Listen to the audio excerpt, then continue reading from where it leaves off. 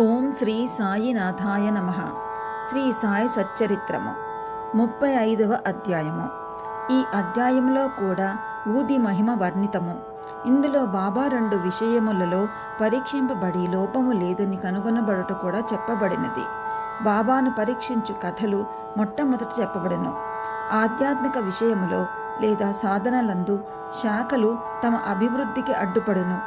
భగవంతుడు నిరాకారుడని నమ్మువారు భగవంతుడు ఆకారము గలవాడని నమ్మువారిని ఖండించి అది వట్టి భ్రమ అనెదరు. యోగీశ్వరులు మామూలు మానవులు మాత్రమే కనుక వారికి నమస్కరింపనేలా అందరూ. ఇతర శాఖల వారు కూడా ఆక్షేపణ చేయుచు వారి సద్గురువు వారికి ఉండగా ఇతర యోగులకు నమస్కరించి వారికి సేవ చేయనేలా అని అందరూ. సాయిబాబా గూర్చి కూడా అట్టి ఆక్షేపణ చేసిరి. షిరిడీకి వెళ్ళిన కొందరిని బాబా దక్షిణ అడిగెను. యోగులు ఈ ప్రకారముగా ధనము ప్రోగు చేయుట శ్రేయస్కరమా? వారిట్లు ధనము జాగ్రత్త చేసినచో వారి యోగి గుణము ఎక్కడా అని విమర్శించిరి. అనేక మంది బాబాను వెక్కురించుటకు షిరిడీకి వెళ్ళి తుదకు వారిని ప్రార్థించుట అచటనే నిలిచిపోయిరి. అటువంటి 2 ఉదాహరణలు దిగున ఇచ్చుచున్నాము. కాకా మహాజన స్నేహితుడు. కాకా మహాజన స్నేహితుడు నిరాకారుడుగా భగవంతుడు ఆరాధించువాడు. విగ్రహారాధనమును కాతడు విముఖుడు. అతడు ఊరకనే వింతలేమైనా తెలుసుకొనుటకు షిరిడీకి పోవని అంగీకరించెను. కాని బాబాకు నమస్కరించననియు వారికి దక్షిణ ఇవ్వననియూ చెప్పెను. కాకా ఈ షరతులకు ఒప్పుకొనెను. ఇద్దరును శనివారం నాడు రాత్రి బొంబాయి విడిచి ఆ మరుసటి దినము షిరిడీకి చేరిరి. వారు మసీదు మెట్లను ఎక్కగానే కొంచెము దూరమునున్న బాబా మహాజని స్నేహితుడిని మంచి మాటలతో ఆహ్వానించెను. ఆ కంఠధ్వని మిక్కిలి చిత్రముగా ఉండెను. ఆ కంఠము అతని తండ్రి కంఠము వలె ఉండెను. ఆ కంఠము గతించిన తన తండ్రిని జ్ఞప్తికి తెచ్చును. శరీరము సంతోషంతో ఉప్పొంగెను. కంఠపు ఆకర్షణ శక్తి ఏమని చెప్పుదునో మిగుల ఆశ్చర్యపడి ఆ స్నేహితుడు ఇది తప్పనిసరిగా మా తండ్రి కంఠమే అనెను. వెంటనే మసీదు లోపలకు వెళ్ళి తన మనోనిశ్చయమును మరచిన వాడే బాబా పాదములకు నమస్కరించెను. ఉదయం ఒకసారి మధ్యాహ్నం ఒకసారి బాబా దక్షిణ అడుగగా కాకా మహాజని ఇచ్చెను.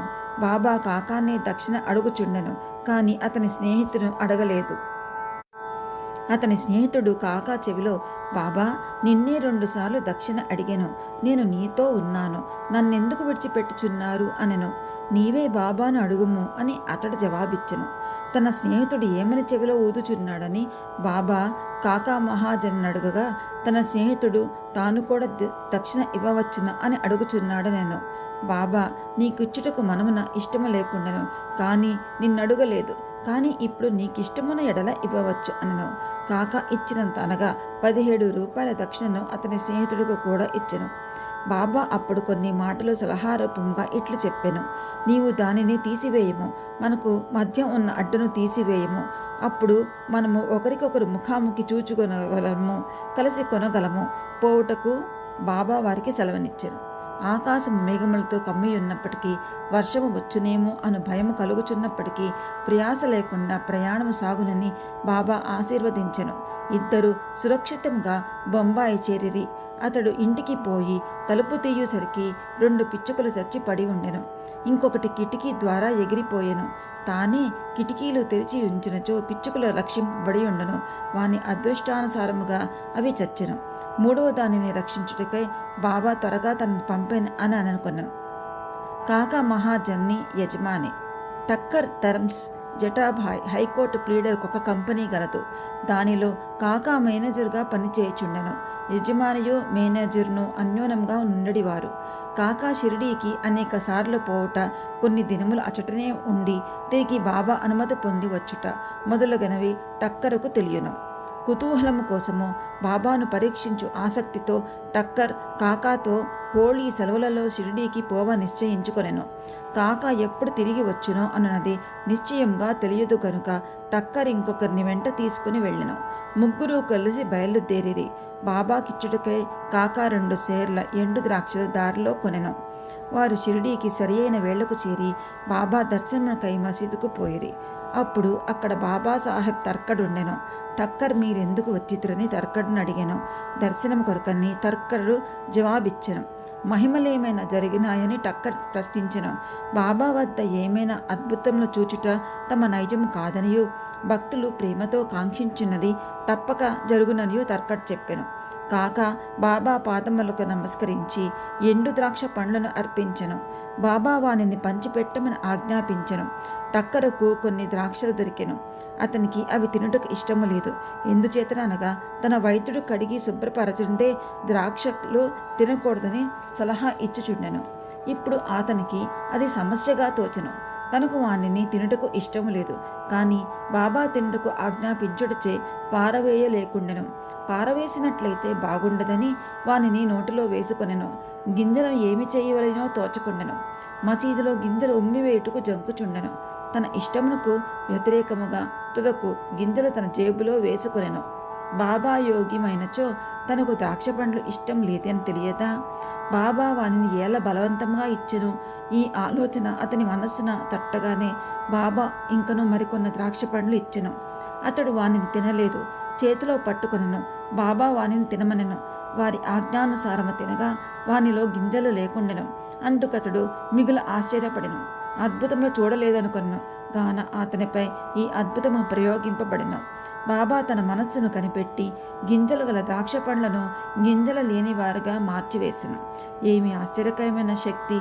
బాబాను పరీక్షించుటకు తర్కడు ఎట్టి ద్రాక్షలు దొరికినని అడిగాను. గింజలతో నున్నవి దొరికినని తర్కడు చెప్పెను. టక్కర్ ఆశ్చర్యపడెను.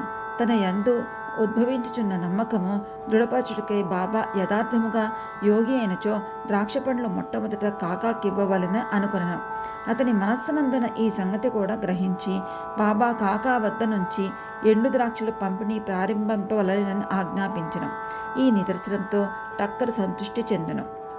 శ్యామ టక్కర్ను కాకా యజమానిగా బాబాకు పరిచయము చేసెను. అందుకు బాబా ఇట్లనెను: అతడు ఎట్లు వానికి యజమాని కాగలడు?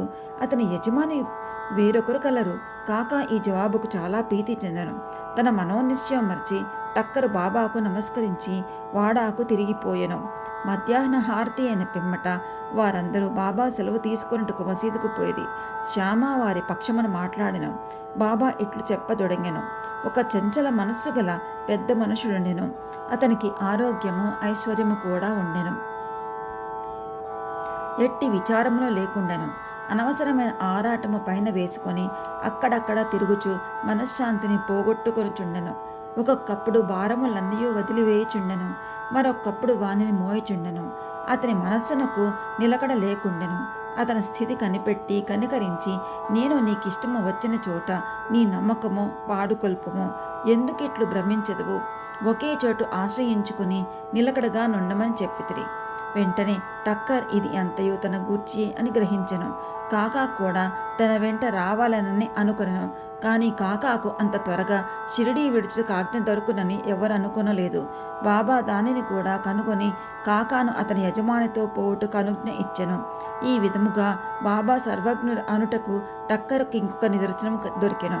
బాబా కాకాను 15 రూపాయల దక్షిణ అడిగి పుచ్చుకుని అతనికి ఇట్లు చెప్పెను: నేను 1 రూపాయి దక్షిణ ఎవరి వద్ద నుంచి గాని తీసుకొనినచో దానికి 10 రెట్లు ఇవ్వవలెను. నేను ఊరక ఏమీ తీసుకొనను. యుక్తాయుక్తములు తెలియకుండా ఎవరిని అడుగను. ఫకీరు అని చూపును వారి వద్దనే నేను తీసుకొనిదను. ఎవరైనా ఫకీరుకు గత జన్మ నుంచి బాకీ ఉన్నచో వాని వద్దనే ధనము పుచ్చుకొందును. దానము చేయి వాడిచ్చినది ప్రస్తుతము విత్తనములు నాటుట వంటిది. అది మునుముందు గొప్ప వంట అనుభవించుట కొరకే. ధర్మము చేయుటకు ధనము ఉపయోగించవలెను. దానిని సొంతమునకు వాడుకొనినా అది వ్యర్థమైపోవను. గత జన్మలో నీవిచ్చి ఉంటేనే గాని నీవిప్పుడు అనుభవించలేవు. కనుక ధనమును పొందవలెననిచో దానిని ప్రస్తుత ఇతరులకిచ్చుటే సరి అయిన మార్గము. దక్షిణ ఇచ్చుచున్నచో వైరాగ్యం పెరుగును. దాని వలన భక్తి జ్ఞానములు కలుగును. 1 రూపాయి ఇచ్చి 10 రూపాయలు పొందవచ్చును. ఈ మాటలు విని టక్కర్ తన నిశ్చయమును మరచి 15 రూపాయలు బాబా చేతిలో పెట్టెను. షిరిడీకి వచ్చుట మేలైనదనుకొనెను. ఏలన అతని సంశయములన్నీ తొలగెను. అతడెంతయో నేర్చుకొనెను. అటువంటి వారి విషయంలో బాబా ప్రయోగించు యుక్తి మిక్కిలి అమోఘమైనది. అన్నీ బాబాయే చేయుచున్నను దేనియందు అభిమానము ఉంచలేదు. ఎవరైనను నమస్కరించిననో నమస్కరించకపోయినను దక్షిణ ఇచ్చిననో ఇయ్యకున్ననో తనకు అందరూ సమానమే. బాబా ఎవరిని అవమానించలేదు. తనను పూజించినందుకు బాబా గర్వించేవారు కాదు. తనను పూజించలేదని విచారించేవారు కాదు. వారు ద్వంద్వాతీతులు. బాంద్రా నివాసి కాయస్థ ప్రభు కులమునకు చెందిన ఒక పెద్ద మనుష్యుడు చాలా కాలము నిద్ర పట్టక బాధపడుచుండడివాడు. నిద్రించుటకై నడుము వాల్చగానే గతించిన తండ్రి తన స్వప్నములో గానిపించి తీవ్రముగా తిట్టుచుండడివాడు. ఇది అతని నిద్రను భంగపరిచి రాత్రి అందు అస్థిరునిగా చేయుచుండెను. ప్రతిరోజు ఇట్లే జరుగు, ఏమి చేటుకు తోచకుండెను. ఒక నాడతడు బాబా భక్తునితో నీ విషయం మాట్లాడెను. బాబా ఊదియే దీన్ని తప్పనిసరిగా బాగు చేయనని అతడు సలహా ఇచ్చాడు.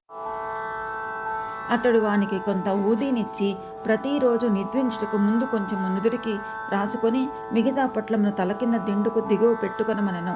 ఇట్లు చేసిన పిమ్మట సంతోషము ఆశ్చర్యము కలుగునట్లు అతనికి మంచి నిద్ర పట్టెను.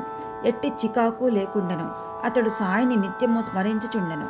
సాయిబాబా పటమును తెచ్చి గోడపై వేలాడదీసెను. దానిని ప్రతిరోజు పూజించుచుండెను. గురువారం నాడు పూలమాల వేయుచుండెను. నైవేద్యము సమర్పించుచుండెను. పిమ్మట అతని వ్యాధి పూర్తిగా తగ్గిపోయెను. బాలాజీ పాటిల్ నేవాస్కర్. ఇతడు బాబాకు గొప్ప భక్తుడు. ఇతడు ఫలాపేక్ష లేకుండా చాలా మంచి సేవ చేసెను. ఇతడు షిరిడీలో బాబా ఏ ఏ మార్గముల ద్వారా పోవుచుండెనో వానిని అన్నింటినీ తుడిచి శుభ్రము చేయుచుండెను. అతని అనంతరము ఈ పని రాధాకృష్ణమాయ్ అతి శుభ్రముగా నెరవేర్చుచుండెను. ఆమె తరువాత అబ్దుల్లా చేయుచుండెను. బాలాజీ ప్రతి సంవత్సరము పంట కోయగానే దానిని అంతయో తెచ్చి బాబావుకు అర్పితం చేయుచుండెను. అతడు బాబా ఇచ్చిన దానితో తన కుటుంబమును పోషించుకొనివాడు. ఈ ప్రకారముగా అతడు చాలా సంవత్సరములు చేసెను. అతని తరువాత అతని కుమారుడు దానిని అవలంబించెను. ఊదీ ప్రభావము. ఒకనాడు బాలాజీ సాంవత్సరికర్మ నాడు నేవాస్కర్ కుటుంబం వారు కొంతమంది బంధువులను భోజనమునకు పిలిచిరి. భోజన సమయానికి పిలిచిన వారి కంటే 3 రెట్లు బంధువులు వచ్చిరి. నేవాస్కర్ భార్యకు సంశయము కలిగెను. వండిన పదార్థములు వచ్చిన వారికి చాలవనియు కుటుంబ గౌరవమునకు భంగము కలుగుననియు ఆమె భయపడెను. ఆమె అత్తగారు ఓదార్చుచు, భయపడకుము, ఇది మనది కాదు, ఇది సాయి ఆహారమే. అన్ని పాత్రలు గుడ్డలతో పూర్తిగా కప్పివేయము. వానిలో కొంచెము ఊది వేయము. గుడ్డ పూర్తిగా తీయకుండా వడ్డన చేయుము. సాయి మనలను కాపాడును అనెను. ఆమె ఆ సలహా ప్రకారమే చేసెను. వచ్చిన వారికి భోజన పదార్థంలో సరిపోవటయే గాక ఇంకను చాలా మిగిలెను. తీవ్రముగా ప్రార్థించినచో యథాప్రకారం ఫలితము పొందవచ్చునని ఈ సంఘటనము తెలుపుచున్నది. సాయి పాము వలె కనిపించుట. ఒకనాడు షిరిడీ నివాసి రఘుపాటిల్ నేవాసలో ఉన్న బాలాజీ పాటిల్ ఇంటికి వెళ్ళెను. ఆనాడు సాయంకాలం ఒక పాము ఆవుల కొట్టములోనికి బుసకొట్టుచూ దూరెను. అందులోని పశువులు అన్నయూ భయపడి కదలజొచ్చెను. ఇంటిలోని వారందరూ భయపడిరి. కానీ బాలాజీ శ్రీ సాయయే ఆ రూపమున వచ్చినని భావించెను. ఏమీయో భయపడక గిన్నెతో పాలు తెచ్చి సర్పం ముందము పెట్టి ఇట్లనెను, బాబా, ఎందుకు బుసకొట్టుచున్నావు? ఎందుకీ అలజడి? మమ్మ భయపెట్టదలచితివా? ఈ గిన్నెడు పాలను తీసుకొని నెమ్మదిగా త్రాగుము. ఇట్లంచు అతడు దాని దగ్గర నిర్భయముగా కూర్చుండెను. ఇంటిలోని తక్కిన వారు భయపడిరి. వారికి ఏమి చేయుటకు తోచకుండెను. కొద్దిసేపటిలో సర్పము తనంతట తానే మాయమైపోయెను. ఎంత వెతికిననో కనిపించలేదు. బాలాజీకి 2 భార్యలు, కొంతమంది బిడ్డలుండ్రి. బాబా దర్శనమునకే వారప్పుడప్పుడు షిరిడీకి పోవుచుండేవారు. బాబా వారి కొరకు చీరలు బట్టలు కొని ఆశీర్వచనములతో ఇచ్చుచుండేవారు. ఓం శ్రీ సాయినాథాయ నమః. 35వ అధ్యాయము సంపూర్ణం. ఓం శ్రీ సచ్చిదానంద సద్గురు సాయినాథ్ మహారాజ్ కి జై. సద్గురు శ్రీ సాయినాథార్పణమస్తు.